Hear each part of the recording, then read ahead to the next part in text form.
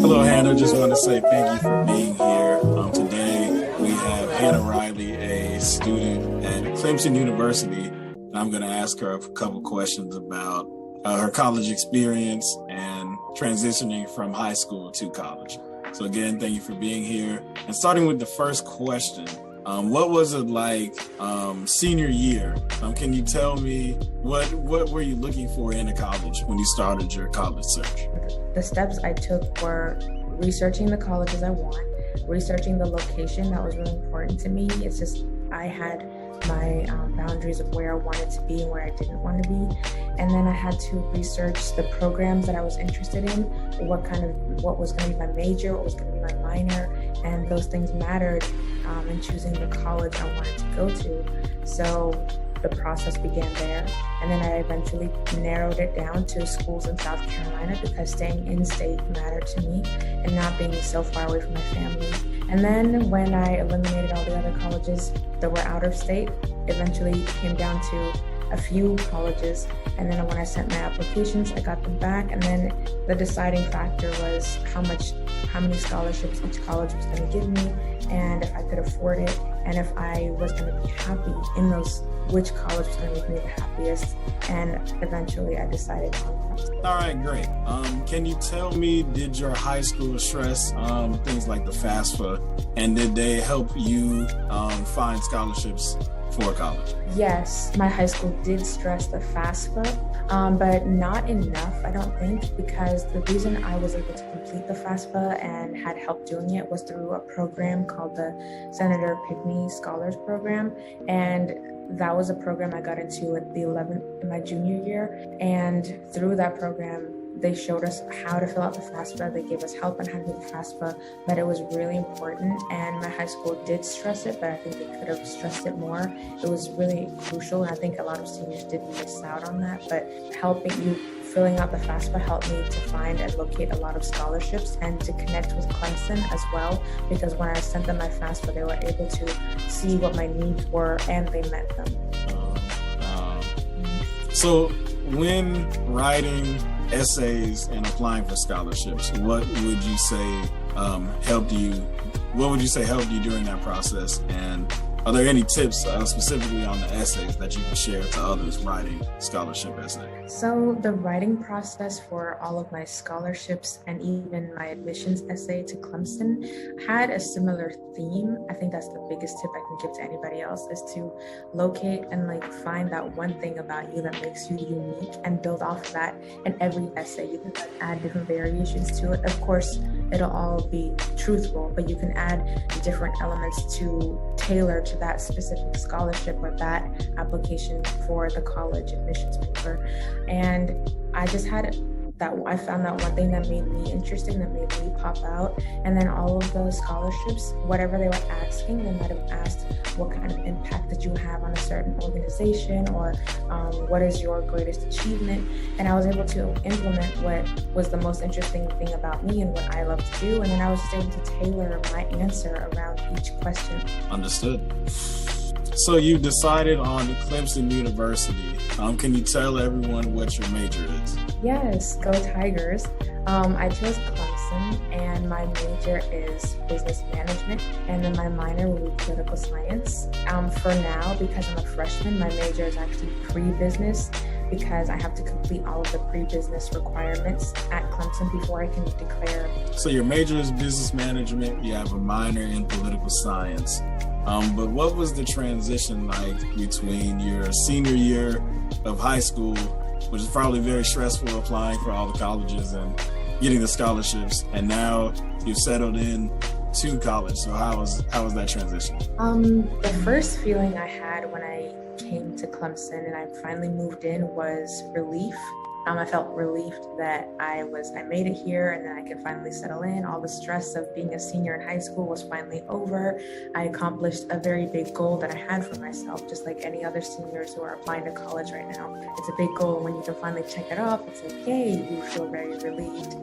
And the transition process after I did settle into my dorm, after the first week was over, which was welcome week, everything kind of hit me, and I think it will for everybody. It's just like the reality of you on your own now, you're making your own decisions. decisions, you have your own schedule. You just have to be very responsible, more responsible than you were in high school. And then the transition process can be difficult, and it was at first for me until I found a group, a club, or an organization on campus that made me feel more welcome and made me feel like I had friends here on campus. So I think finding that one group, and for me, I'm in an organization called Cubs. It is for business students. So that immediately drew a lot of people that live on my hall. It drew us together, and we had activities to do together. And then I didn't feel alone. So that was my biggest thing, was feeling alone and not having friends here. But once you find that organization that makes you feel like you have friends in there, the transition process makes it becomes a lot easier, because you're all freshmen, you're all going through the same thing, and you all want to feel belonging, like you want to feel like you belong here at college. So you all work together, and it's really fun. And now second semester, it's like you belong here, and you found your activities, you found your groups, you found your organization, and then it becomes a lot easier. So you mentioned the importance of finding a club or organization. So how do you balance your time between your studies, going out every Saturday, and still participating in your clubs and organizations? So as a freshman, I did learn, last semester, I did learn the importance of saying no and like not getting too involved, because as a freshman coming to college and you see all the wonderful activities that the upperclassmen get involved in, and you're like, I want to be part of that organization and this one, they keep emailing me every day. The truth is, a lot of these organizations want you to come join. And for me, I had to find a balance, and that was kind of challenging because I did want to be involved. So the key was, and the lesson I did learn starting this new semester, is to set limits for yourself and say, okay, for this semester, I can join 3 social clubs, and I can join 1 academic club. And then the most important thing is your academics, so that has to come first, no matter what. If you have assignments due, if you have tests you have to study for, that has to come first. And then if you do it, then it's a reward for yourself. You get to go and be a part of ballroom dancing, for example, the club that I'm in. You get to go rush for this fraternity or sorority, and then creating those limits, it's part of being a responsible adult. And then being on your own, you have to create those limits for yourself. So that's the biggest lesson I learned, is to say no and have a plan before you go to like Tiger Prowl, which is where all of the organizations come out and present what they have to offer, and then you just get so excited to join. But to tell yourself you can only be in 3 or 1 or whatever your number is. So you mentioned making sure that you are spending your time wisely and good time management. So what are some good study habits that you've found that help you in college? The biggest one is having a planner. And I don't mean the reminders app on your phone or like your just any kind of calendar on a computer or phone. The thing that's helped me a lot is having a planner, like a physical book that you get to highlight in, you get to write in, and you get to carry it around with you everywhere you go. That really helped me structure my days. I mean, every time I wake up, you have to look at your planner and say, okay, I have 3 assignments due today, or I have none, or you can look ahead. It's just a good habit to get into, like the beginning of every week, such as Sunday. Just write down everything you have to do in that week, and then you have that to look back on. And then setting up a schedule is really important, so that all your days are structured and you don't know what you're doing 1 hour to the next. And it's just really important to know what you're doing and then have a plan of action and then to execute that plan. So you've entered college. You're not too far away from your family, but still living alone. So can you tell me how did you adapt between being with people that you're comfortable with and then going into situations where you might not know everyone and you kind of have to fend for yourself? Yes, life on campus is certainly a lot different than what you're used to in high school, because you have your house to come back to, your own room, your own personal space.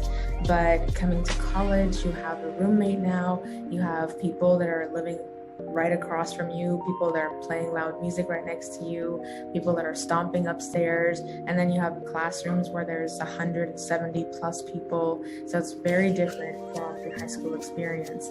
And when I got here, just like my schedules, my days, like college in general was kind of hard to transition into for sure.